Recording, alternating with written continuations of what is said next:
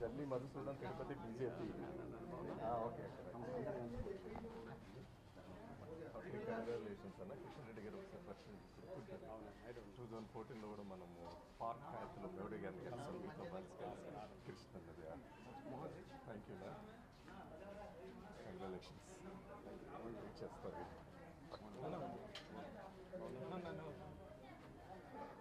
వర్ధిల్లాలి మాదిగల ఐక్యత వర్ధిల్లాలి మాదిగల ఐక్యత జోహార్ మాదిగ మన వీరులకు జోహార్ జోహార్.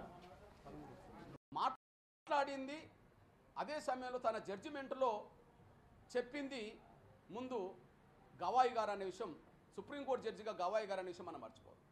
మరి గవాయి గారు ఎక్కడి నుండి వచ్చిండు? గవాయి గారు బ్రాహ్మణ్ కాదు, గవాయి గారు ఇంకా వేరే వర్గం కాదు, ఉన్నత వర్గం కాదు. గవాయి గారు కూడా ఒక దళిత వర్గం నుంచి వచ్చిన వ్యక్తి. సుప్రీంకోర్టు జడ్జి ముందుగా ఫిబ్రవరి 6, 7 తేదీల్లో సుప్రీంకోర్టులో విచారణ జరుగుతున్నప్పుడు దళితుల్లో కూడా క్రిమిలేయర్ ఎందుకు పాటించొద్దు, ఎస్టీలో కూడా క్రిమిలేయర్ ఎందుకు పాటించొద్దు అని చెప్పి ఆయన కులం అనుభవాలు, ఆయన కుటుంబ అనుభవాలు కూడా చెప్పిన సందర్భాలు ఉన్నాయి. దానికి అనుగుణంగా అది జడ్జిమెంట్లో ఆయన ప్రస్తావన చేశాడు. ఆయన ఎక్కడి నుండి వచ్చిండు? దళిత వర్గం నుండే కాదు, అంబేద్కర్ పుట్టిన మహారాష్ట్ర గడ్డ నుండే వచ్చాడు. మాట్లాడింది అదే సమయంలో తన జడ్జిమెంట్లో చెప్పింది ముందు గవాయి గారు అనే విషయం, సుప్రీంకోర్టు జడ్జిగా గవాయి గారు అనే విషయం మనం మర్చిపోదు. మరి గవాయి గారు ఎక్కడి నుండి వచ్చిండు? గవాయి గారు బ్రాహ్మణ్ కాదు, గవాయి గారు ఇంకా వేరే వర్గం కాదు, ఉన్నత వర్గం కాదు. గవాయి గారు కూడా ఒక దళిత వర్గం నుంచి వచ్చిన వ్యక్తి. సుప్రీంకోర్టు జడ్జి ముందుగా ఫిబ్రవరి 6, 7 తేదీల్లో సుప్రీంకోర్టులో విచారణ జరుగుతున్నప్పుడు దళితుల్లో కూడా క్రిమిలేయర్ ఎందుకు పాటించొద్దు, ఎస్టీలో కూడా క్రిమిలేయర్ ఎందుకు పాటించొద్దు అని చెప్పి ఆయన కులం అనుభవాలు, ఆయన కుటుంబ అనుభవాలు కూడా చెప్పిన సందర్భాలు ఉన్నాయి. దానికి అనుగుణంగా అది జడ్జిమెంట్లో ఆయన ప్రస్తావన చేశాడు. ఆయన ఎక్కడి నుండి వచ్చిండు? దళిత వర్గం నుండే కాదు, అంబేద్కర్ పుట్టిన మహారాష్ట్ర గడ్డ నుండే వచ్చాడు. అంబేద్కర్ క్రిమిలేయర్ అమలు చేయాలని చెప్పి అప్పుడు అనలేకపోవచ్చు. ఎందుకంటే రిజర్వేషన్లు అమలు జరుగుతూ మొదలైన సందర్భంలో ఆయన ఉన్నాడు. కానీ రిజర్వేషన్ అమలు జరగబట్టి 70 సంవత్సరాలు దాటిపోయింది. ఇప్పుడు దేశంలో ఎవరైనా దళిత గిరిజన వర్గాల పరిస్థితి 100% అంబేద్కర్ రిజర్వేషన్ అమలు చేసిన రోజుల లాగానే ఇప్పటికీ ఉన్నాయని చెప్పి ఎవరన్నా అనడానికి సిద్ధంగా ఉన్నారా? అట్లా అనడానికి సిద్ధంగా ఉండడానికి అవకాశం లేదు. మేము స్పష్టంగా చెప్తున్నాం, దళిత వర్గాల్లో 100కి 2, 3, 4, 5 సంపన్న వర్గంగా తయారైన మాట వాస్తవమే. దళిత వర్గాల్లో 100కి 1, 2, 3, 4 సంపన్న వర్గంగా తయారైన మాట వాస్తవమే. ఇప్పుడు ఆ దళితుల్లోనే సంపన్న వర్గాలకు సంబంధించిన కుటుంబాలకు, ఆ దళిత గిరిజన వర్గాల్లోనే అత్యంత పేద కుటుంబాలకు మధ్యలో రిజర్వేషన్లు అమలు చేసుకునే విషయం వచ్చినప్పుడు, రిజర్వేషన్లు పొందే విషయం వచ్చినప్పుడు ఎవరైతే దశాబ్దాల కాలంగా రిజర్వేషన్ల ఫలాలు పొందుతూ రాజకీయంగా, ఉద్యోగపరంగా ఎవరైతే తిష్ట వేశారో వాళ్ళ కుటుంబాలకు మాత్రమే మేలు జరగడానికి అవకాశం ఉన్నది. మరి ఇక్కడ దళిత వర్గాల్లోనే పేద కుటుంబాలకు మేలు జరగాలంటే మరి 100 మంది SC ఎంపీలు ప్రధానమంత్రి గారిని కలిసి ఈ క్రిమిలేయర్ ప్రక్రియను వ్యతిరేకించండి అని చెప్పి విజ్ఞప్తి చేసిన మీరు మరి దళిత వర్గాల్లోనే పేద కుటుంబాలకు ఏ విధంగా మేలు చేస్తారనే విషయాన్ని ఎందుకు స్పష్టం చేయలేకపోతుందనే విషయాన్ని నేను దళిత గిరిజన వర్గాల ఎంపీలకు కూడా నేను విజ్ఞప్తి చేస్తున్నాను. అందులో భాగంగానే మేము స్పష్టం చేసేది ఏంటంటే, ఈరోజు ఎవరైతే 100 మంది ఎంపీలు ఉన్నారో లేదా దళిత గిరిజన వర్గాల నుంచి రిజర్వేషన్ల పేరుతో ఎంతమంది ఎంపీలు అయితే ఇప్పుడు పార్లమెంట్లో తీసేశారో వాళ్ళందరూ ఈ దేశంలో వివిధ రాష్ట్రాల్లో ఇప్పటికే 7 దశాబ్దాలుగా రిజర్వేషన్ల ఫలాలు పొందుతున్న కులాల నుంచి, కుటుంబాల నుంచి మాత్రమే వచ్చిన వాళ్ళు ఇప్పుడు పార్లమెంటును కబ్జా చేశారు. SC వర్గాల నుంచి దేశంలో ఏ రాష్ట్రంలో రిజర్వేషన్ల ఫలాలు ఎక్కువ పొందుతున్నారో, ఎక్కువ లబ్ధిదారులు ఉన్నారో ఆ కులాల నుంచే కొన్ని కుటుంబాలు పార్లమెంట్లో తీసేసినాయి. ఇప్పుడు అక్కడ ఎల్లకాలం రిజర్వేషన్ల ఫలాలు మా కుటుంబాలకి అందాలనే ఎదిగిన కులాలకు సంబంధించిన వాళ్ళే క్రిమిలేయర్ గురించి వ్యతిరేకిస్తూ మాట్లాడుతున్నారు. కానీ మరి దళిత గిరిజన వర్గాల్లో పేద కుటుంబాలకు మేలు చేసే సూచనలు కూడా వాళ్ళు చేయలేకపోతుండనే విషయం మేము స్పష్టం చేస్తున్నాం. ఉదాహరణకు నేను ఒక 4 కుటుంబాల గురించి మాట్లాడతాను. దయచేసి దేశంలో చర్చ జరగాలి. 4 కుటుంబాల గురించి మాట్లాడతాం. ఇప్పుడు ఉదాహరణకు తెలంగాణలో పెద్దపల్లి పార్లమెంట్ ఎస్సీ నియోజకవర్గం నుంచి ఇప్పుడు గెలిచింది గడ్డం వంశీ. వాళ్ళ తాత 5 దశాబ్దాల క్రితమే వెంకటస్వామి గారు గెలిచాడు. గెలుచుకుంటూ కేంద్ర స్థాయికి దాకా వచ్చేసాడు. అదే సమయంలో ఇప్పుడు గడ్డం వంశీ గారి తండ్రి కూడా ఎంపీగా గెలిచాడు. ఇప్పుడు తాతల కాలం నుంచి పెద్దపల్లి, తండ్రుల కాలం నుంచి మనమల కాలం కాడికి వాళ్ళ చేతిలో ఉన్నది. ఇప్పుడు వాళ్ళను పేదలుగా చూస్తామా? వాళ్ళు ఉన్నత వర్గాల్లో సంపన్న వర్గాలు ఎట్లయితే ఎదిగిందంటున్నామో దళిత వర్గాల్లో సంపన్న కుటుంబంగా వెంకటస్వామి కుటుంబం ఎదగలేదని చెప్పగలుగుతామా? తాత, తండ్రి, తను అంటే 3-4 తరాలకు సంబంధించిన వాళ్ళ చేతిలోనే ఒక నియోజకవర్గం ఉంటే పోనీ అదే మాలల నుంచి పేద కుటుంబం రావడానికి అవకాశం ఉన్నదా? మాదిగల నుంచి వాళ్ళను ఎదుర్కొనే శక్తి ఉంటుందా? ఉండడానికి అవకాశం లేదు. నేనంటున్నా అది సంపన్న వర్గమా కాదా? క్రిమిలేయర్ వద్ద అంటుండ్రు. మరి మీరు సంపన్న వర్గమే కదా, మరి సంపన్న వర్గం చేతిలోనే మొత్తం రిజర్వేషన్ల ఫలాలు పొందేదానికి మాత్రమే లైసెన్సా? ఆ కులాల్లో దళిత వర్గాల్లో పేదలు, గిరిజన వర్గాల్లో పేదలకు రిజర్వేషన్లు అందద్దా? అదే సమయంలో మీ దృష్టికి నేను తీసుకొస్తున్నాను. ఇప్పుడు మల్లు అనంతరాములు ఉన్నాడు. మల్లు అనంతరాములో ఎక్కడి నుంచి గెలిచాడు? ఆయన ఖమ్మమైన నాగర్ కర్నూలుకి వచ్చి గెలిచాడు. ఆ తర్వాత ఆయన చనిపోయినాక ఎవరు వారసులుగా నిలబడ్డారు? వాళ్ళ తమ్ముడు మల్లు రవి గారు గెలిచాడు నాగర్ కర్నూలులో. ఇప్పుడు నాగర్ కర్నూలు ఎంపీ ఎవరు? మల్లు రవి గారే మళ్ళీ ఎంపీగా ఉన్నాడు. వాళ్ళ తమ్ముడు ఎక్కడ ఉన్నాడు? మధుర నుంచి 4-5 సార్లు గెలిచి డిప్యూటీ సీఎం ఉన్నాడు. ఇప్పుడు దళిత వర్గాల్లో దాదాపు 4-5 దశాబ్దాల నుంచి ఏ కుటుంబం అయితే ఏ కులం నుంచి ఎదిగిందో ఆ కుటుంబం చేతిలోనే రిజర్వేషన్లు ఉంటున్నాయి, కబ్జా చేశారు కదా. ఇట్లాంటి కుటుంబాలే దేశం మొత్తం కబ్జా చేసినాయి. వాళ్ళ ఎస్సీ వర్గీకరణ వ్యతిరేకించే, క్రిమిలేయర్ని వ్యతిరేకించే పాస్వాన్ కుటుంబం ఉన్నది. బీహార్లో పాస్వాన్ ఒక రాజకీయ పార్టీ పెట్టిండు కదా. ఉన్నత వర్గాల వాళ్ళు పార్టీలు పెట్టి కూడా నడపలేకపోతుండ్రు. మరి పాస్వాన్ గారు పార్టీ పెట్టి నడుపుతున్నాడు కదా. పాస్వాన్ గారు కొడుకు ఇప్పుడు మళ్ళీ కేంద్ర మంత్రి అయింది కదా. ఎప్పటి నుంచి పాస్వాన్ గారి పేరింటున్నాం? ఎప్పుడైనా జనరల్ సీట్లో పోటీ చేసిండా? ఎప్పటి నుండి రామ్ విలాస్ పాస్వాన్ గారి పేరింటున్నాం? ఎప్పుడైనా జనరల్ సీట్లో పోటీ చేసిండా? ఎప్పుడు వాళ్ళు రిజర్వేషనే కదా, వాళ్ళ కులమే రిజర్వేషన్లు అనుభవిస్తున్నది కదా, వాళ్ళ కుటుంబమే రిజర్వేషన్లు అనుభవిస్తున్నది కదా. అంటే ఇంకో దళిత లీడరు ఆడ పాస్వానేతర కులాల నుంచి ఎవరైనా ఎదగడానికి అవకాశం వీళ్ళు కనిపిస్తున్నారా? లేదు కదా. వాళ్ళు వర్గీకరణకు వ్యతిరేకిస్తారు, మా కులమే తినాలని. వాళ్ళు క్రిమిలేయర్ వ్యతిరేకిస్తారు, మా కుటుంబమే తినాలని చెప్పి. ఎంతకాలం నడవాలి? ఈ దేశంలో దళిత గిరిజన వర్గాల్లో సంపన్న వర్గం ఎదిగిందా లేదా? ఆ ఎదిగిన సంపన్న వర్గం నుంచి కనీసం మినహాయింపులు రావాలా వద్దా? పేద వర్గాలకు అందే కాడ మీ దృష్టికి నేను తీసుకొస్తున్నాను. నేను మా మాయావతి గారు ఇప్పుడు పేద కుటుంబం నుంచి ఉన్న వ్యక్తి అని చెప్పాలా? మాయావతి గారికి రిజర్వేషన్ అమలు జరగాలా? 4 సార్లు ముఖ్యమంత్రి అయింది కదా. పార్టీ దేశవ్యాప్తంగా పార్టీ తమ చేతులు పెట్టుకున్నది కదా. పార్టీ నిధులు అంటే ఇప్పుడు కుటుంబం నిధులకు మారినాయి కదా. తన కుటుంబంలో ఉండబడి తన అన్న కొడుకు పేరుతో 100 కోట్ల రూపాయలు డ్రా చేసింది కదా. ఇప్పుడు ఆమె రిజర్వేషన్లు వర్గీకరణ వ్యతిరేకం, ఆ కులానికే రిజర్వేషన్లు అందాలని. ఆమె క్రిమిలేయర్కి వ్యతిరేకం, ఆమె పేద కుటుంబం నుంచి. ఇప్పుడు పేద కుటుంబం అని చెప్పగలుగుతామా? మల్లికార్జున్ ఖర్గే ఉన్నాడు దేశంలో కాంగ్రెస్ పార్టీ ఇప్పుడు అధినేత. కాంగ్రెస్ పార్టీకి జాతీయ స్థాయి అధ్యక్షుడికి ఎదిగే స్థాయికి వచ్చాడు. ఎక్కడి నుండి వచ్చిండు? రిజర్వేషన్ నుంచే కదా. ఎన్నిసార్లు గెలిచిండు?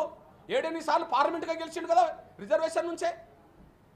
ఇప్పుడు వాళ్ళ కొడుకు రిజర్వేషన్ నుంచి గెలిచి మంత్రి అయ్యిండు కదా కర్ణాటకలో. వాళ్ళ సొంత అల్లుడు, వాళ్ళ బిడ్డ భర్త ఇప్పుడు ఎంపీగా గెలిచి వచ్చిండు కదా రిజర్వేషన్ నుంచే.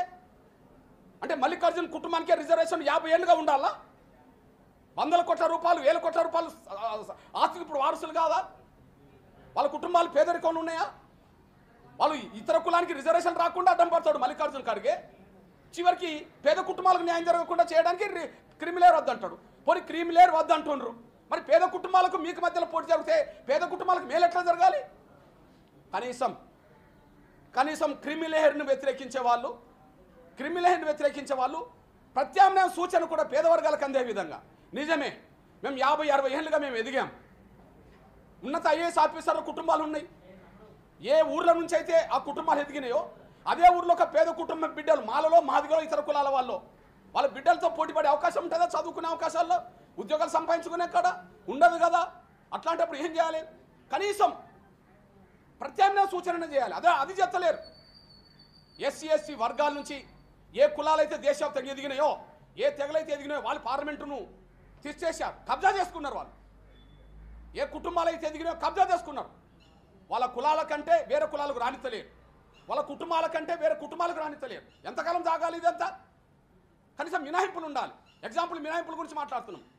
మొత్తం ఎత్తేకపోనియండి.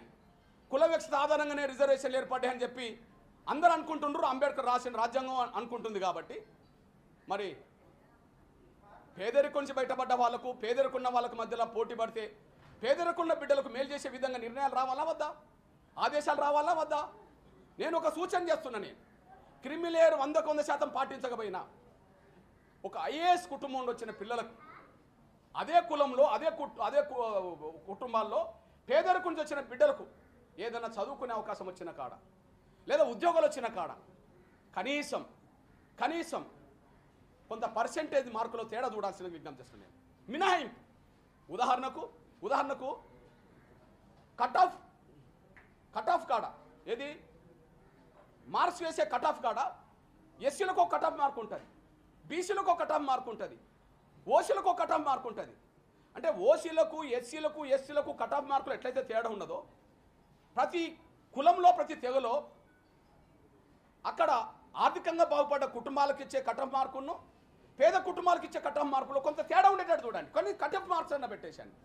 దానివల్ల కొంత పేద కుటుంబాలు ఎదిగిన పిల్లలకు ఉన్నత చదువులు అందుకోవడానికి అవకాశం, ఉద్యోగాలు అందుకునే అవకాశం, రాజకీయంగా ముందుకెళ్ళే అవకాశం తర్వాత వస్తుందనేసి కూడా మీద చెప్తున్నాను నేను.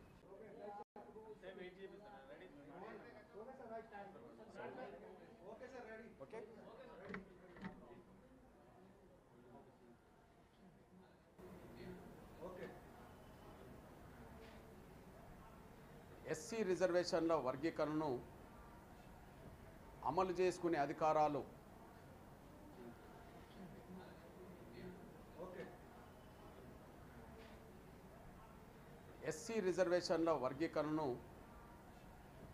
అమలు చేసుకునే అధికారాలు రాష్ట్రాలకే ఉన్నాయని చెప్పి నిర్దిష్టంగా సుప్రీంకోర్టు రాజ్యాంగ ధర్మాసనం గౌరవ చీఫ్ జస్టిస్ చంద్రచూడ్ గారి ఆధ్వర్యంలో ఏర్పడిన రాజ్యాంగ ధర్మాసనం 10 రోజుల క్రితం నిర్దిష్టమైన తీర్పు చెప్పినందున ఎస్సీ రిజర్వేషన్ల వర్గీకరణ డిమాండ్లున్న రాష్ట్ర ప్రభుత్వాలన్నీ వెంటనే అమలు చేసే విధంగా మార్గదర్శక సూత్రాలను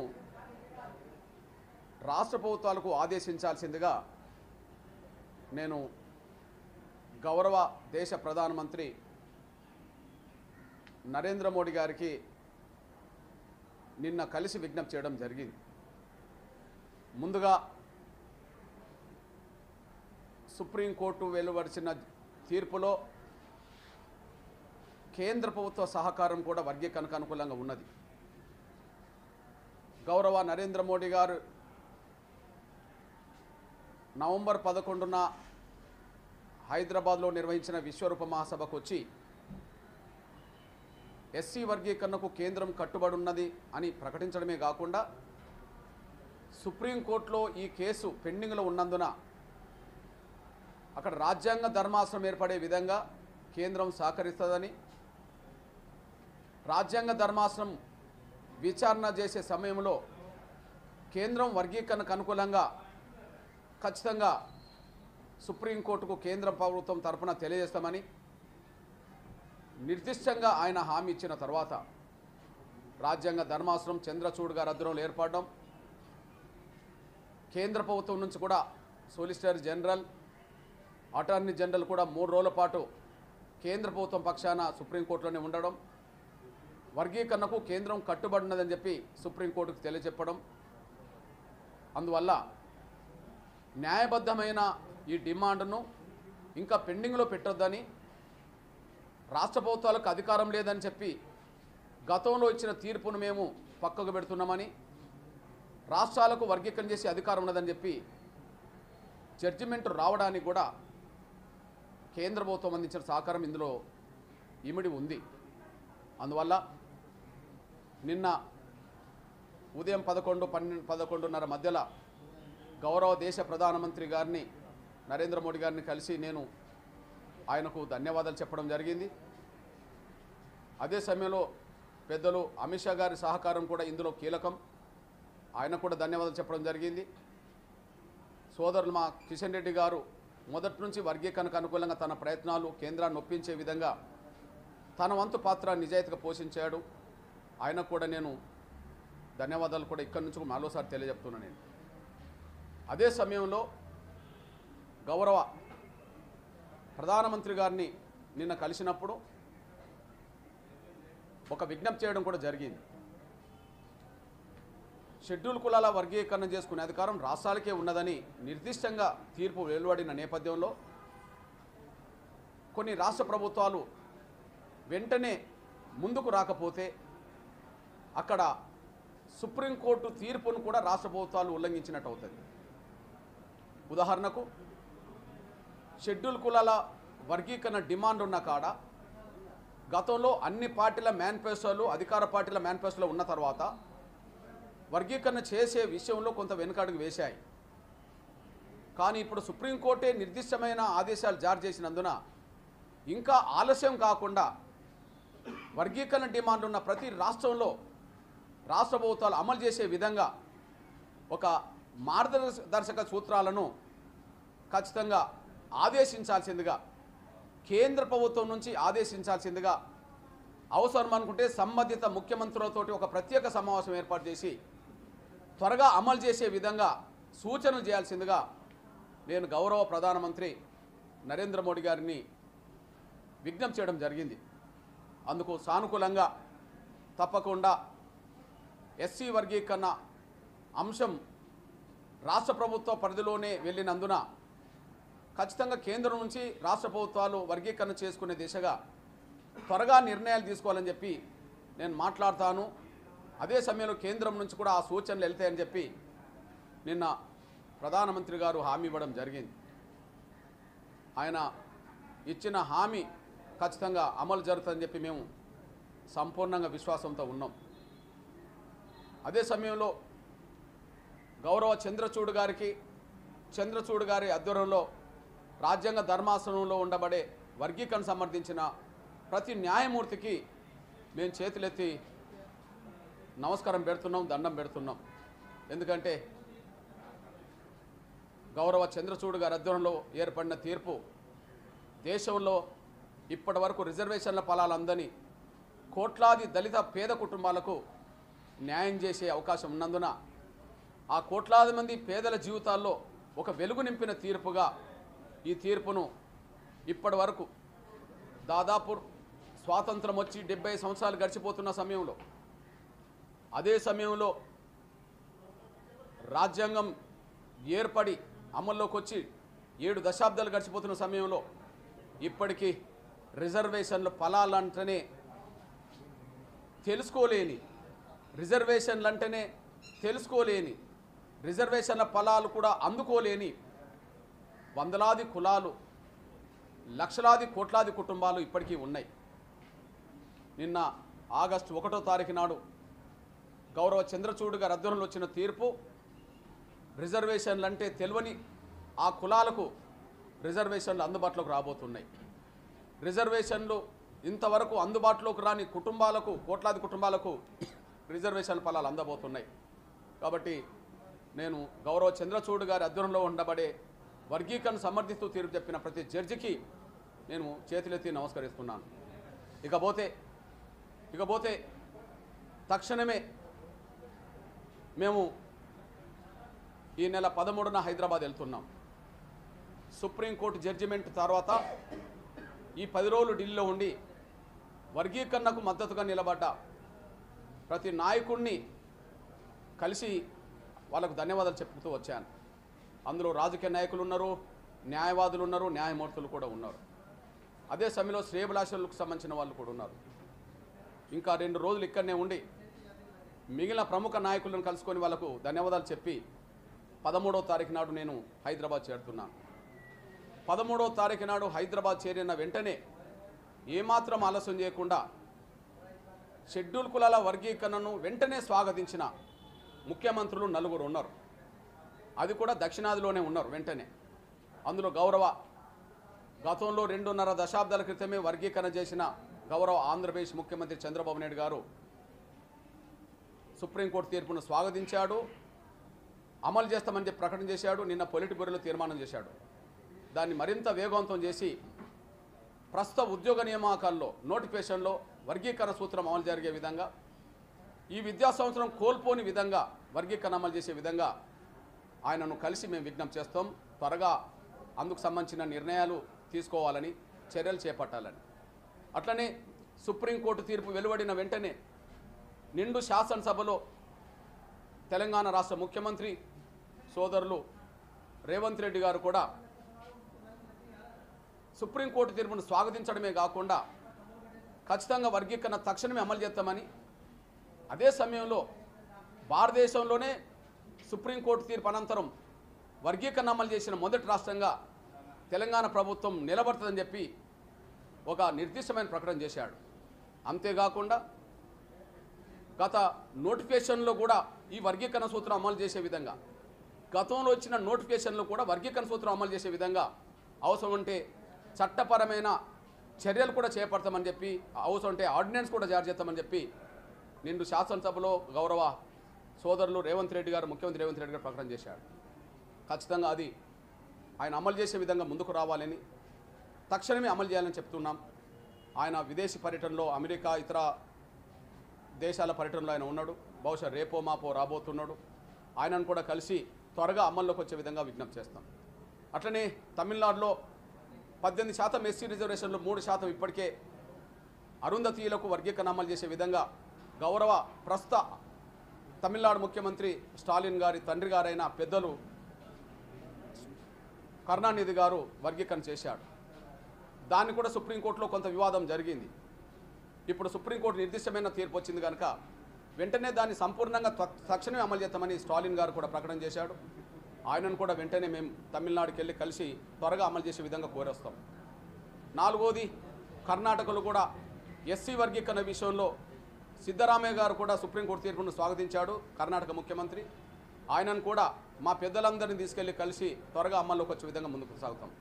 అట్లనే దక్షిణాదిలో ముందు వర్గీకరణను అమలు చేయించుకోవడం జరుగుతూనే ఉత్తరాదిలో ఎక్కడెక్కడనైతే ఈ డిమాండ్లు ఉన్నాయో, ఎక్కడెక్కడనైతే ఈ డిమాండ్లో సాధన కోసం ఉద్యమాలు జరిగినాయో, ఎక్కడెక్కడనైతే ప్రభుత్వాలు గతంలో నిర్ణయం తీసుకున్నాయో ఆ ప్రభుత్వాలను కూడా కలుస్తాం. అదే సమయంలో పంజాబ్లో ఇప్పటికే వర్గీకరణ అమలు జరుగుతుంది, ఇప్పుడు కూడా వర్గీకరణ అమలు చేస్తున్నారు. కానీ హర్యానాలో ఈ డిమాండ్ ఉన్నది. గతంలో అన్ని పార్టీల మేనిఫెస్టోలు ఉన్నాయి, అధికార పార్టీ మేనిఫెస్టో ఉన్నది. అక్కడ హర్యానాలో కూడా అమలు జరిగే విధంగా మేము ఇక్కడికి వచ్చి ప్రయత్నం చేస్తాం. ఉత్తరప్రదేశ్లో గత రాజ్నాథ్ సింగ్ గారు ముఖ్యమంత్రి ఉన్న సమయంలో 2001లోనే ఎస్సీ వర్గీకరణ అమలు చేశాడు. సుప్రీంకోర్టు ఆనాటి తీర్పు కారణం వల్ల వర్గీకరణ ఆగిపోయింది. ప్రస్తుత ముఖ్యమంత్రి, ఉత్తరప్రదేశ్ ముఖ్యమంత్రి యోగి గారు కూడా వర్గీకరణ అమలు చేస్తామని చెప్పి గతంలో ప్రకటన చేశాడు. ఈ విషయాన్ని ఆయన దృష్టిలో కూడా తీసుకెళ్లి తక్షణం అమలు జరిగే విధంగా యోగి గారిని కూడా కలుస్తాం. అట్లనే బీహార్లో కూడా ఈ డిమాండ్ ఉన్నది. అక్కడ సుప్రీంకోర్టు తీర్పు వల్ల ఎస్సీ వర్గీకరణ అమలు జరుగుతలేదు, కానీ దళితులు అతి దళితులు అని చెప్పి సంక్షేమ రంగంలో వర్గీకరణ అమలు జరుగుతున్నది అక్కడ. కాబట్టి ఇప్పుడు సుప్రీంకోర్టు తీర్పు నిర్దిష్టంగా వచ్చింది కాబట్టి పెద్దలు బీహార్ ముఖ్యమంత్రి నితీష్ కుమార్ గారిని కూడా కలిసి వర్గీకరణ త్వరగా అమలు చేసే విధంగా ముందుకు రావాలని చెప్పి ఆయనను కూడా కలుస్తాం. ఒక్క మాటలు చెప్పాలంటే ఎస్సీ వర్గీకరణ డిమాండ్లు ఎక్కడెక్కడైతున్నాయో, ఎస్సీ వర్గీకరణ కోసం ఉద్యమాలు ఎక్కడ జరిగినాయో, ఎక్కడెక్కడైతే హామీలు ఉన్నాయో ఆ హామీలను అమలు చేయించే దిశగా మహారాష్ట్రలో కూడా ఎస్సీ వర్గీకరణ డిమాండ్ ఉన్నది, ఆడ కమిషన్ పడ్డది, కమిషన్ రిపోర్ట్ కూడా వర్గీకరణకు అనుకూలంగా వచ్చింది, ఆడ పెండింగ్లు ఉన్నది. బట్ మహారాష్ట్ర కూడా వెళ్ళి అక్కడ ఉండబడే ముఖ్యమంత్రిని కూడా కలిసి వర్గీకరణ అమల్లోకి వచ్చే విధంగా మా ప్రయత్నం మేము చేస్తాం. ఒక మాటలు చెప్పాలంటే సుప్రీంకోర్టు తీర్పును అమలు చేసే విధంగా కేంద్రం రాష్ట్ర ప్రభుత్వాలతో వెంటనే సంప్రదింపులు చేయాలి. అదే సమయంలో వాళ్లకు మార్గనిర్దేశ సూత్రాలను కూడా పాటించే విధంగా ఆదేశాలు జారీ చేయాలి. అవసరం ఉంటే ముఖ్యమంత్రులతో వర్గీకరణ డిమాండ్లున్న వివిధ రాష్ట్రాల ముఖ్యమంత్రులతో వర్గీకరణ చేస్తామని హామీలున్న వివిధ రాష్ట్ర ప్రభుత్వాలతో వెంటనే అమలు చేసే విధంగా కేంద్రం చొరవ తీసుకోవాలని మేము ఒకవైపు కోరుతూనే, కేంద్రం ద్వారా ఆదేశాలు జారీ చేసే విధంగా మా ప్రయత్నాలు మేము చేస్తూనే, మేము కూడా ప్రత్యక్షంగా కలిసి ఎస్సీ వర్గీకరణ అమలు చేసే విధంగా అన్ని రాష్ట్ర ప్రభుత్వాలను కలిసి అంతటా దళితుల్లో అత్యంత వెనుకబడ్డ దళితులకు అన్ని రాష్ట్రాల్లో ఖచ్చితంగా అమలు జరిగే విధంగా మా ప్రయత్నం చేస్తాం. 13వ తారీఖున హైదరాబాద్ పోయిన తర్వాతనే ముందు దక్షిణాది మీద దృష్టి పెట్టి తర్వాత దేశంలో ఎక్కడెక్కడ ఈ డిమాండ్లు ఉన్న రాష్ట్రాలు ఉన్నాయో ఆ రాష్ట్రాల ప్రభుత్వాల ముందు కూడా ఈ అంశాన్ని తీసుకెళ్ళి అమలు జరిగే విధంగా మా ప్రయత్నం మేము చేస్తామనే విషయం కూడా తెలియజేస్తున్నాను నేను. ఇకపోతే రెండో విషయం, దేశంలో ఒక క్రిమిలేయర్కి సంబంధించిన అంశం బాగా చర్చలకు వచ్చేసింది. దేశంలో ఒక క్రిమిలేయర్కి సంబంధించిన అంశం దేశంలో ఒక చర్చకు వచ్చింది. అది కూడా సుప్రీంకోర్టులో ఎస్సీ వర్గీకరణ అమలు చేయాల్సిన బాధ్యత ఉన్నదని చెప్పి రాష్ట్ర ప్రభుత్వాలకు నిర్దిష్టమైన ఆదేశాలు ఇచ్చినట్టుగానే సుప్రీంకోర్టు జడ్జిమెంట్ ఉన్నది. కానీ క్రిమిలేయర్కి సంబంధించిన విషయంలో వాళ్ళ సూచనలు ఉన్నాయి. ఎందుకు క్రిమిలేయర్ పాటించవద్దు అనే పద్ధతిలో కొన్ని సూచనలు ఉన్నాయి. ఆ సూచనలు కూడా మెజారిటీ 4 జడ్జీలు చేసినట్టుగా అక్కడ మనకు కనిపిస్తున్నది. కానీ ఒక విషయం మాత్రం గుర్తు చేస్తున్నాం, ఇక్కడ దేశంలో కూడా చర్చ జరగాలి. దేశంలో కూడా ఈ విషయంలో చర్చ జరగాలి. ఎందుకు జరగాలంటే నేను దళితున్నే, దళితుల్లో అత్యంత పేద కుటుంబం నుండి వచ్చిన వాళ్ళం మేము.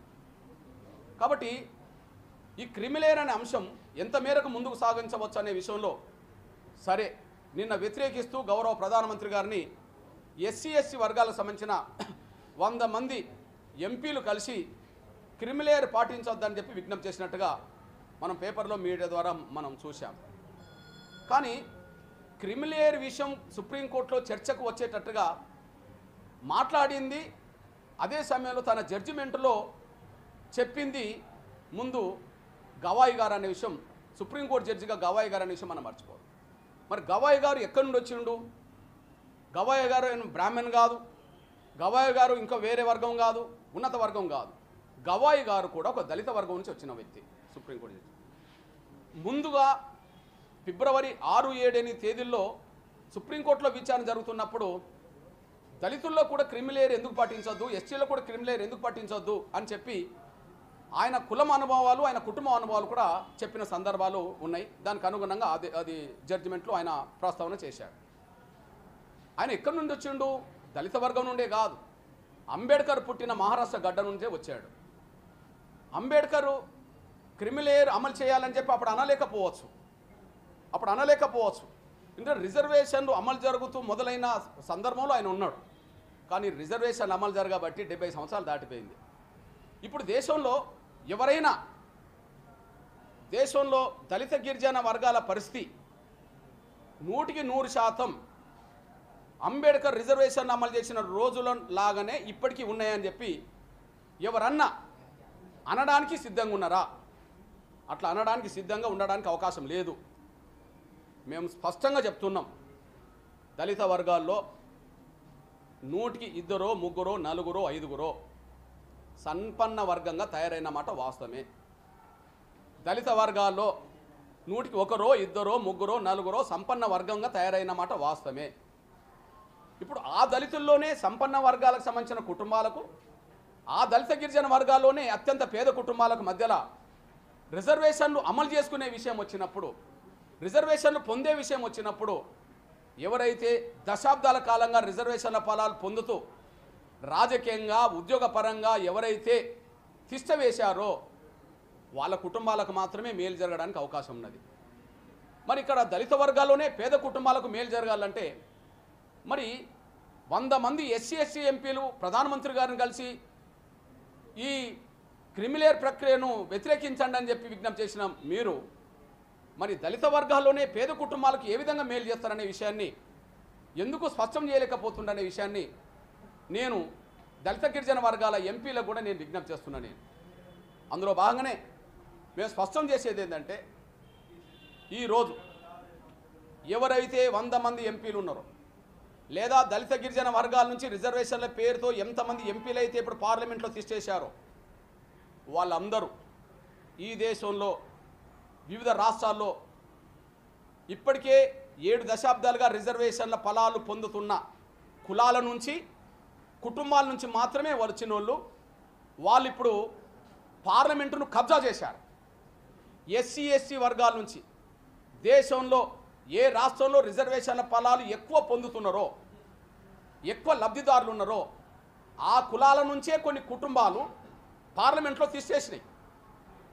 ఇప్పుడు అక్కడ ఎల్లకాలం రిజర్వేషన్ల ఫలాలు మా కుటుంబాలకి అందాలనే ఎదిగిన కులాలకు సంబంధించిన వాళ్ళే క్రిమిలేయర్ గురించి వ్యతిరేకిస్తూ మాట్లాడుతున్నారు. కానీ మరి దళిత గిరిజన వర్గాల్లో పేద కుటుంబాలకు మేలు చేసే సూచనలు కూడా వాళ్ళు చేయలేకపోతుండనే విషయం మేము స్పష్టం చేస్తున్నాం. ఉదాహరణకు నేను ఒక 4 కుటుంబాల గురించి మాట్లాడతాను. దయచేసి దేశంలో చర్చ జరగాలి. 4 కుటుంబాల గురించి మాట్లాడతాం. ఇప్పుడు ఉదాహరణకు తెలంగాణలో పెద్దపల్లి పార్లమెంట్ ఎస్సీ నియోజకవర్గం నుంచి ఇప్పుడు గెలిచింది గడ్డం వంశీ. వాళ్ళ తాత 4 దశాబ్దాలు 5 దశాబ్దాల క్రితమే వెంకటస్వామి గారు కూడా గెలిచాడు. గెలుచుకుంటూ కేంద్ర స్థాయికి దాకా వచ్చేసాడు. అదే సమయంలో ఇప్పుడు గడ్డం వంశీ గారి తండ్రి కూడా ఎంపీగా గెలిచాడు. ఇప్పుడు తాతల కాలం నుంచి పెద్దపల్లి, తండ్రుల కాలం నుంచి మనమల కాలం కాడికి వాళ్ళ చేతిలో ఉన్నది. ఇప్పుడు వాళ్ళను పేదలుగా చూస్తామా? వాళ్ళు ఉన్నత వర్గాల్లో సంపన్న వర్గాలు ఎట్లయితే ఎదిగిందంటున్నామో, దళిత వర్గాల్లో సంపన్న కుటుంబంగా వెంకటస్వామి కుటుంబం ఎదగలేదని చెప్పగలుగుతామా? తాత, తండ్రి, తను అంటే 3-4 తరాలకు సంబంధించిన వాళ్ళ చేతిలోనే ఒక నియోజకవర్గం ఉంటే, పోనీ అదే మాలల నుంచి పేద కుటుంబం రావడానికి అవకాశం ఉన్నదా? మాదిగల నుంచి వాళ్ళను ఎదుర్కొనే శక్తి ఉంటుందా? ఉండడానికి అవకాశం లేదు. నేనంటున్నా అది సంపన్న వర్గమా కాదా? క్రిమిలేయర్ వద్ద అంటుండ్రు. మరి మీరు సంపన్న వర్గమే కదా, మరి సంపన్న వర్గం చేతిలోనే మొత్తం రిజర్వేషన్ల ఫలాలు పొందేదానికి మాత్రమే లైసెన్సా?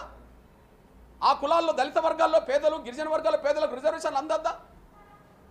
అదే సమయంలో మీ దృష్టికి నేను తీసుకొస్తున్నాను. ఇప్పుడు మల్లు అనంతరాములు ఉన్నాడు. మల్లు అనంతరాములో ఎక్కడి నుంచి గెలిచాడు? ఆయన ఖమ్మమైన నాగర్ కర్నూలుకి వచ్చి గెలిచాడు. ఆ తర్వాత ఆయన చనిపోయినాక ఎవరు వారసులుగా నిలబడ్డారు? వాళ్ళ తమ్ముడు మల్లు రవి గారు గెలిచాడు నాగర్ కర్నూలులో. ఇప్పుడు నాగర్ కర్నూలు ఎంపీ ఎవరు? మల్లు రవి గారే మళ్ళీ ఎంపీగా ఉన్నాడు. వాళ్ళ తమ్ముడు ఎక్కడ ఉన్నాడు? మధుర నుంచి 4-5 సార్లు గెలిచి డిప్యూటీ సీఎంగా ఉన్నాడు. ఇప్పుడు దళిత వర్గాల్లో దాదాపు 4-5 దశాబ్దాల నుంచి ఏ కుటుంబం అయితే ఏ కులం నుంచి ఎదిగిందో ఆ కుటుంబం చేతిలోనే రిజర్వేషన్లు ఉంటున్నాయి, కబ్జా చేశారు కదా. ఇట్లాంటి కుటుంబాలే దేశం మొత్తం కబ్జా చేసినాయి. వాళ్ళ ఎస్సీ వర్గీకరణ వ్యతిరేకించే, క్రిమిలేయర్ని వ్యతిరేకించే పాస్వాన్ కుటుంబం ఉన్నది. బీహార్లో పాస్వాన్ ఒక రాజకీయ పార్టీ పెట్టిండు కదా. ఉన్నత వర్గాల వాళ్ళు పార్టీలు పెట్టి కూడా నడపలేకపోతుండ్రు. మరి పాస్వాన్ గారు పార్టీ పెట్టి నడుపుతున్నాడు కదా. పాస్వాన్ గారు కొడుకు ఇప్పుడు మళ్ళీ కేంద్ర మంత్రి అయింది కదా. ఎప్పటి నుంచి పాస్వాన్ గారి పేరింటున్నాం? ఎప్పుడైనా జనరల్ సీట్లో పోటీ చేసిండా? ఎప్పటి నుండి రామ్ విలాస్ పాస్వాన్ గారు పేరింటున్నాం? ఎప్పుడైనా జనరల్ సీట్లో పోటీ చేసిండా? ఎప్పుడు వాళ్ళు రిజర్వేషనే కదా, వాళ్ళ కులమే రిజర్వేషన్లు అనుభవిస్తున్నది కదా, వాళ్ళ కుటుంబమే రిజర్వేషన్లు అనుభవిస్తున్నది కదా. అంటే ఇంకో దళిత లీడరు ఆడ పాస్వానేతర కులాల నుంచి ఎవరైనా ఎదగడానికి అవకాశం వీళ్ళు కనిపిస్తున్నారా? లేదు కదా. వాళ్ళు వర్గీకరణకు వ్యతిరేకిస్తారు, మా కులమే తినాలని. వాళ్ళు క్రిమిలేయర్ వ్యతిరేకిస్తారు, మా కుటుంబమే తినాలని చెప్పి. ఎంతకాలం నడవాలి? ఈ దేశంలో దళిత గిరిజన వర్గాల్లో సంపన్న వర్గం ఎదిగిందా లేదా? ఆ ఎదిగిన సంపన్న వర్గం నుంచి కనీసం మినహాయింపులు రావాలా వద్దా? పేద వర్గాలకు అందే కాడా? మీ దృష్టికి నేను తీసుకొస్తున్నాను. నేను మా మాయావతి గారు ఇప్పుడు పేద కుటుంబం నుంచి ఉన్న వ్యక్తి అని చెప్పాలా? మాయావతి గారికి రిజర్వేషన్ అమలు జరగాల? 4 సార్లు ముఖ్యమంత్రి అయింది కదా. పార్టీ దేశవ్యాప్తంగా పార్టీ తమ చేతులు పెట్టుకున్నది కదా. పార్టీ నిధులు అంటే ఇప్పుడు కుటుంబం నిధులకు మారినాయి కదా. తన కుటుంబంలో ఉండబడి తన అన్న కొడుకు పేరుతో 100 కోట్ల రూపాయలు డ్రా చేసింది కదా. ఇప్పుడు ఆమె రిజర్వేషన్లు వర్గీకరణకు వ్యతిరేకం, ఆ కులానికే రిజర్వేషన్లు అందాలని. ఆమె క్రిమిలేయర్కి వ్యతిరేకం, ఆమె పేద కుటుంబం నుంచి. ఇప్పుడు పేద కుటుంబం అని చెప్పగలుగుతామా? మల్లికార్జున్ ఖర్గే ఉన్నాడు, దేశంలో కాంగ్రెస్ పార్టీ ఇప్పుడు అధినేత. కాంగ్రెస్ పార్టీకి జాతీయ స్థాయి అధ్యక్షుడికి ఎదిగే స్థాయికి వచ్చాడు. ఎక్కడి నుండి వచ్చిండు? రిజర్వేషన్ నుంచే కదా. ఎన్నిసార్లు గెలిచిండు? 7-8 సార్లు పార్లమెంట్గా గెలిచిండు కదా రిజర్వేషన్ నుంచే. ఇప్పుడు వాళ్ళ కొడుకు రిజర్వేషన్ నుంచి గెలిచి మంత్రి అయ్యిండు కదా కర్ణాటకలో. వాళ్ళ సొంత అల్లుడు వాళ్ళ బిడ్డ భర్త ఇప్పుడు ఎంపీగా గెలిచి వచ్చిండు కదా రిజర్వేషన్ నుంచే. అంటే మల్లికార్జున కుటుంబానికే రిజర్వేషన్ 50 ఏళ్ళుగా ఉండాలా? 100 కోట్ల రూపాయలు 1000 కోట్ల రూపాయలు ఆస్తికి ఇప్పుడు వారసులు కాదా? వాళ్ళ కుటుంబాలు పేదరికంలో ఉన్నాయా? వాళ్ళు ఇతర కులానికి రిజర్వేషన్ రాకుండా అడ్డం పడతాడు మల్లికార్జున ఖర్గే. చివరికి పేద కుటుంబాలకు న్యాయం జరగకుండా చేయడానికి క్రిమిలేర్ వద్దంటాడు. పోనీ క్రిమిలేర్ వద్దంటుండ్రు, మరి పేద కుటుంబాలకు మీకు మధ్యలో పోటీ జరిగితే పేద కుటుంబాలకు మేలు ఎట్లా జరగాలి? కనీసం క్రిమిలేయర్ను వ్యతిరేకించే వాళ్ళు ప్రత్యామ్నాయ సూచన కూడా పేద వర్గాలకు అందే విధంగా. నిజమే, మేము 50-60 ఏళ్ళుగా మేము ఎదిగాం. ఉన్నత ఐఏఎస్ ఆఫీసర్ల కుటుంబాలు ఉన్నాయి. ఏ ఊర్ల నుంచి అయితే ఆ కుటుంబాలు ఎదిగినాయో అదే ఊర్లో ఒక పేద కుటుంబం బిడ్డలు మాలలో మాదిగలో ఇతర కులాల వాళ్ళ బిడ్డలతో పోటీపడే అవకాశం ఉంటుందా? చదువుకునే అవకాశాల్లో ఉద్యోగాలు సంపాదించుకునే కాడ ఉండదు కదా. అట్లాంటప్పుడు ఏం చేయాలి? కనీసం ప్రత్యామ్నాయ సూచన చేయాలి. అది చెప్తలేరు. SC/SC వర్గాల నుంచి ఏ కులాలైతే దేశవ్యాప్తంగా ఎదిగినాయో, ఏ తెగలైతే ఎదిగినాయో వాళ్ళు పార్లమెంటును తీసేశారు, కబ్జా చేసుకున్నారు. వాళ్ళు ఏ కుటుంబాలు అయితే ఎదిగినాయో కబ్జా చేసుకున్నారు. వాళ్ళ కులాల కంటే వేరే కులాలకు రానిత్తలేరు, వాళ్ళ కుటుంబాల కంటే వేరే కుటుంబాలకు రానిత్తలేరు. ఎంతకాలం సాగాలి ఇదంతా? కనీసం మినహాయింపులు ఉండాలి. ఎగ్జాంపుల్ మినహాయింపుల గురించి మాట్లాడుతున్నాం. మొత్తం ఎత్తేకపోనియండి. కుల వివక్షత ఆధారంగానే రిజర్వేషన్లు ఏర్పడ్డాయని చెప్పి అందరూ అనుకుంటుండ్రు. అంబేద్కర్ రాసిన రాజ్యాంగం అనుకుంటుంది కాబట్టి మరి పేదరికం నుంచి బయటపడ్డ వాళ్ళకు పేదరికున్న వాళ్ళకు మధ్యలో పోటీ పడితే పేదరికున్న బిడ్డలకు మేలు చేసే విధంగా నిర్ణయాలు రావాలా వద్దా? ఆదేశాలు రావాలా వద్దా? నేను ఒక సూచన చేస్తున్నాను. క్రిమిలేయర్ 100% పాటించకపోయినా ఒక ఐఏఎస్ కుటుంబం వచ్చిన పిల్లలకు అదే కులంలో అదే కుటుంబాల్లో పేదరికం నుంచి వచ్చిన బిడ్డలకు ఏదైనా చదువుకునే అవకాశం వచ్చిన కాడ లేదా ఉద్యోగాలు వచ్చిన కాడ కనీసం కొంత పర్సెంటేజ్ మార్కులో తేడా చూడాల్సిన విజ్ఞప్తి చేస్తున్నాను. మినహాయింపు ఉదాహరణకు కట్ ఆఫ్ కాడ ఏది మార్క్స్ వేసే కట్ ఆఫ్ కాడ ఎస్సీలకు ఒక కట్ ఆఫ్ మార్క్ ఉంటుంది, బీసీలకు ఒక కట్ ఆఫ్ మార్క్ ఉంటుంది, ఓసీలకు ఒక కట్ ఆఫ్ మార్క్ ఉంటుంది. అంటే ఓసీలకు ఎస్సీలకు కట్ ఆఫ్ మార్కులు ఎట్లయితే తేడా ఉన్నదో ప్రతి కులంలో ప్రతి తెగలో అక్కడ ఆర్థికంగా బాగుపడ్డ కుటుంబాలకు ఇచ్చే కట్ ఆఫ్ మార్కును పేద కుటుంబాలకు ఇచ్చే కట్ ఆఫ్ మార్కులో కొంత తేడా ఉండేటట్టు చూడండి. కొన్ని కట్ ఆఫ్ మార్క్స్ అన్న పెట్టేశాను. దానివల్ల కొంత పేద కుటుంబాలు చెందిన పిల్లలకు ఉన్నత చదువులు అందుకోవడానికి అవకాశం, ఉద్యోగాలు అందుకునే అవకాశం, రాజకీయంగా ముందుకెళ్ళే అవకాశం తర్వాత వస్తుందనేసి కూడా మీద చెప్తున్నాను నేను.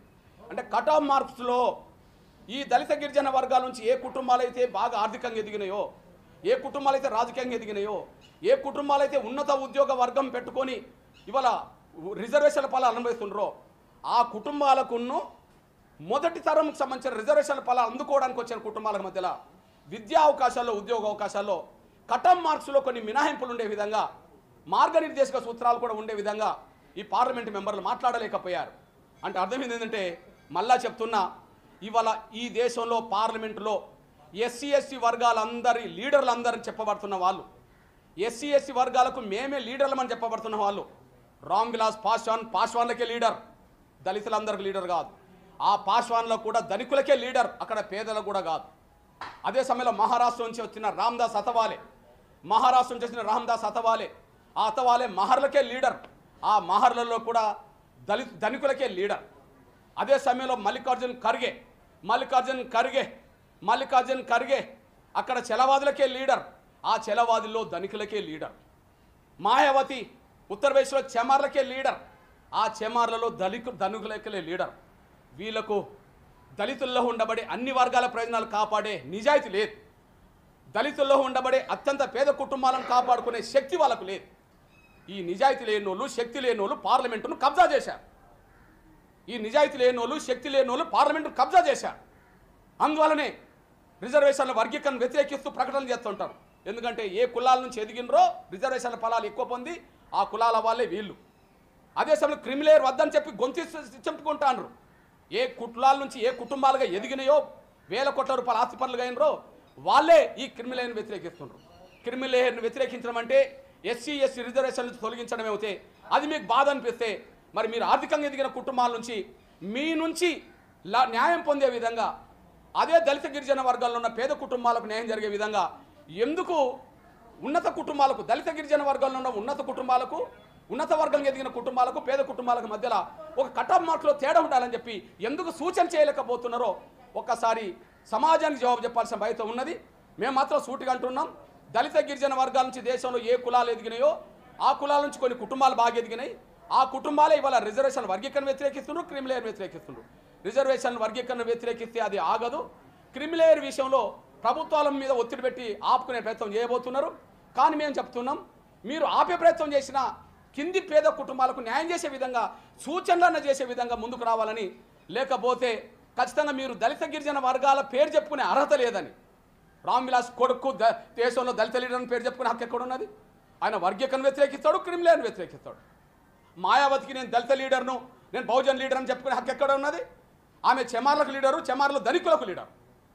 రామ్దాస్ అథవాలకు దేశంలో దళిత లీడర్ అని చెప్పుకునే హక్కు ఎక్కడ ఉన్నది? ఆయన కూడా లేదు. మల్లికార్జున ఖర్గే దళిత లీడర్ ఎట్లా అవుతాడు? ఆయన కూడా లేదు. వాళ్ళు కేవలం సంపన్న వర్గాల నుంచి సంపన్న కుటుంబాలకు ఎదిగిన వాళ్ళు మాత్రమే. ఈ దేశంలో దళిత గిరిజన వర్గాల ప్రయోజనాలు కాపాడే విధంగా, దళిత గిరిజన వర్గాల్లో ఉండబడి అట్టడుగు పేద కుటుంబాల ప్రయోజనాలు కాపాడే విధంగా భవిష్యత్తు రోజుల్లో మా ప్రయత్నం కొనసాగిస్తాం. వీళ్ళు దోషులు. దళిత గిరిజన వర్గాల ప్రయోజనాలు కాపాడే నాయకులు వీళ్ళు కానే కాదు. పార్లమెంట్లో చేసిన దళిత గిరిజన వర్గాల లీడర్లు ఎవరు? నాయకులు కాదు. వాళ్ళు స్వార్థపరులు. వాళ్ళ కుటుంబాల గురించి, వాళ్ళ కులాల గురించి మాత్రమే ఆలోచించుకునే వాళ్ళు. వాళ్ళ నుంచి విముక్తి రావాల్సిన అవసరం దళిత గిరిజన వర్గాల కోట్లాది పేద కుటుంబాలకు ఉన్నది. వాళ్ళ విముక్తి చేసే విధంగా ఎంఆర్పిఎస్ భవిష్యత్తులో తన నిర్ణయాలు తీసుకుంటుంది. అన్ని పేద కుటుంబాలు, అన్ని దళిత వర్గాల్లో వెనుకబడ్డ కుటుంబాలు, అన్ని కులాల్లో ఉండబడే పేద కుటుంబాలను కలిసి వాళ్ళతో కూడా భవిష్యత్ కార్యాచరణ రూపొందిస్తామనే విషయం కూడా మేము స్పష్టం చేస్తున్నాం.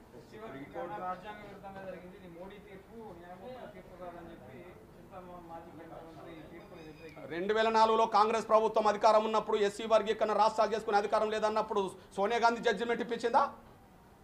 రాహుల్ గాంధీ జడ్జిమెంట్ ఇప్పించిందా? మన్మోహన్ సింగ్ జడ్జిమెంట్ ఇచ్చిందా? అది ఒప్పుకోమని ముందు వచ్చిన తీర్పు ఎవరు చెప్పించిండ్రు? 2004లో రాష్ట్రాలకు అధికారం లేదని చెప్పి సుప్రీంకోర్టు 5 జడ్జిలతో కూడిన ధర్మాసనం తీర్పు చెప్పింది కదా. అప్పుడు ప్రభుత్వం యూపీఏ గవర్నమెంటే కదా, మన్మోహన్ సింగ్ ప్రధానమంత్రి కదా, సోనియా గాంధీ గారికి తెలుసు కదా, రాహుల్ గాంధీకి తెలుసు కదా.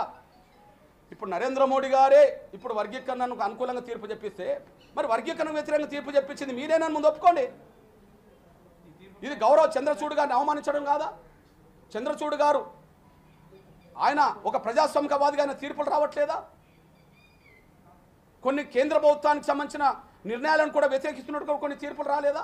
మనం చూస్తలేమా? ఒక ప్రజాస్వామికవాదిగా కనిపించట్లేదా? దీన్ని ఎట్లా అర్థం చేసుకోవాలి? అంటే సుప్రీంకోర్టు స్వతంత్రతను మనం ప్రశ్నించినట్టే కదా. సుప్రీంకోర్టు స్వతంత్రంగా లేదని చెప్పి మనం ఆపోదించినట్టే కదా. ఇక న్యాయ వ్యవస్థకు ఉండబడి స్వతంత్రత గురించి ఏం గౌరవించినట్టు మనం? సీనియర్ నాయకుడు అనబడుతున్న చింతమోహన్, దీనికి సమాధానం చెప్పండి. 2024లో 7 జడ్జిల్లో 6 జడ్జిలు రాష్ట్రాలకు అధికారం అని చెప్పి నిర్దేశం చెప్పారు. అవును అన్నదేంటిది? దళితులందరూ ఒకే వర్గం కాదన్నారు. అవును కాదు. దళితులందరూ ఒక్కటే వర్గం అయితే మాలా మాదిగల మధ్యలో వ్యత్యాసాలు ఎందుకు వచ్చినాయి? మాదిగలు రెల్లీల మధ్యలో ఇతర కులాల మధ్యలో వ్యత్యాసాలు ఎందుకు ఉన్నాయి? సాంఘిక సమానత్వం అగ్రకులాలకు దళితుల మధ్యలోనే లేదు, కానీ దళితుల మధ్యలో కూడా సాంఘిక సమానత్వం లేదు. సాంఘిక సమానత్వం అనేది, సామాజిక సమానత్వం అనేది అగ్రకులాల దళితుల మధ్యలోనే వ్యత్యాసంగా చూడొద్దు. విత్ ఇన్ ది దళితుల మధ్యలో కూడా వ్యత్యాసం ఉన్నదనే విషయం గమనించాలి, గుర్తించాలి. ఎగ్జాంపుల్ ఏం చెప్తున్నా నేను, కోర్టుకెళ్ళే ప్రజాస్వామ్య హక్కును ఎవరైనా కాదంటారా? 2004లో మాకు తీర్పు వ్యతిరేకంగా వచ్చినప్పుడు సుప్రీంకోర్టుకు మేము లేదా? సుప్రీంకోర్టుకి వెళ్ళే ప్రజాస్వామ్య హక్కును ఎవరైనా నేను కాదంటానా? రాజ్యాంగాన్ని గౌరవించే నేను మళ్ళీ అప్పీల్ చేసుకునే హక్కు నేను ఎందుకు కాదంటా? చేసుకోమని తప్పే ఉన్నది. సెంట్రల్ గవర్నమెంట్ అసలు క్రిమిలేయర్ని అమలు చేయమనే అంశాన్ని మామూలుగా ఇంటర్నల్గా చెప్పడం కావచ్చు, ఓవరాల్గా ప్రైమ్ మినిస్టర్ని కలిసినప్పుడు ఆ అంశాన్ని చెప్పారా? క్రిమిలేయర్ని సెంట్రల్ గవర్నమెంట్ త్రూ అమలు చేయాల్సి ఉంటుంది. Majority states Bharatiya Janata party చేతిలో ఉన్నాయి. ఆ రాష్ట్రాలు అమలు చేయకుండా తెలుగు రాష్ట్రాల ముఖ్యమంత్రులు ముందుకు వచ్చారు, అది గుడ్ న్యూస్. మిగతా స్టేట్ల పరిస్థితి ఏంటి? అసలు ప్రైమ్ మినిస్టర్ ఏం చెప్పారు? క్రిమిలేయర్ విషయాన్ని అమలు చేస్తారా చేయరనే అంశాన్ని అక్కడ కూడా తెలుసుకోవాల్సిన బాధ్యత అది మీ మీద.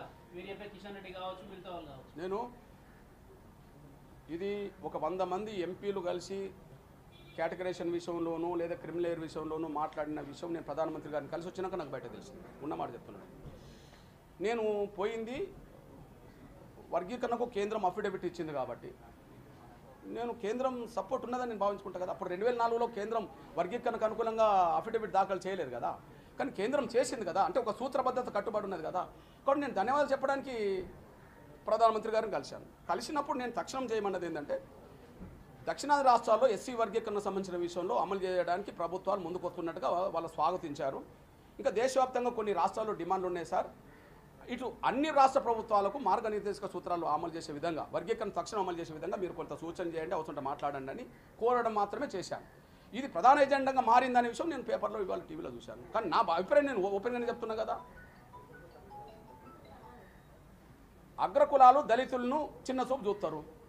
దళితుల్లో అందరి మధ్యలో సమానత్వం, సాంఘిక సమానత్వం ఉన్నదా? మాలలను మాదిగల్ని సమానంగా చూస్తారా?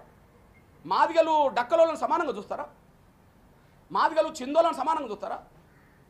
మాలలు బుడగజంగాలను సమానంగా చూస్తారా? ఎందుకు అగ్రకులాలు దళితుల మధ్యలో వివక్ష బాగా ప్రదర్శిస్తున్నాం? మన మధ్యలో కూడా సాంఘిక సమానత్వం లేదు కదా. సాంఘిక సమానత్వం లేనప్పుడు ఆర్థిక సమానత్వం రాలేదు కదా, రాజకీయ సమానత్వం లేదు కదా. కొన్ని కుటుంబాలే ఎగిరేసుకపోతున్నాయనే విషయం తెలంగాణ సాక్ష్యం కదా. తెలంగాణ గడ్డ మీద 170% ఉన్న మాదిగలకు పార్లమెంట్లో ఒక సీటు లేదు. దానికి కారణం ఏంది? మేము వాళ్ళతో పోటీ పడలేకపోవడమే కదా. టిక్కెట్ తెచ్చుకునే కాడ వాళ్ళకు వాళ్ళకు వాళ్ళకు కబ్జా చేసుకున్నట్టుగా పార్టీలు వాళ్ళ కబ్జాలు ఉన్నాయి కదా, పార్టీల వాళ్ళ కబ్జాలు ఉన్నాయి కదా, పార్టీల వాళ్ళు ఏర్పాటు చేసుకునే స్థాయికి ఎదిగిండ్రు కదా. దీన్ని బట్టి చెప్పండి. అగ్రకులాలు దళితుల మధ్యనే కాదు, సాంఘిక వ్యవస్థ వితింది దళితుల మధ్యలో కూడా సాంఘిక వ్యవస్థ ఉన్నది. ఆ సాంఘిక వ్యవస్థ ఉన్నంత కాలం వర్గీకరణ వ్యతిరేకించాక ఎవరికి ఉన్నది? పేద కుటుంబాలకు న్యాయం జరగకుండా ఉన్నత కుటుంబాలే పొందాల్సిన అవసరం ఇంతకాలం చర్చ పెట్టండి. 70 సంవత్సరాల స్వతంత్ర భారతదేశంలో అంబేద్కర్ రిజర్వేషన్ అమలు చేసిన కాలం నుంచి ఇప్పటి వరకు ఈ దేశంలో దళిత గిరిజన వర్గాల్లో సంపన్న వర్గం ఎదిగిందా లేదా? ఈ అసమానతను తొలగించేందుకు మీరు ఒక ఉద్యమనేతగా మీకున్న అనుభవంలో మీరు చేసిన సూచన ఏంటి? ఇప్పుడు నేను చేశాను కదా. నేనంటే ఎదిగిన దళిత వర్గాల లీడర్ల మీద కూడా సాంఘిక వ్యవస్థ కొనసాగుతుందని చెప్పి ప్రభుత్వాలు మాట్లాడుతున్నాయి అనుకుందాం.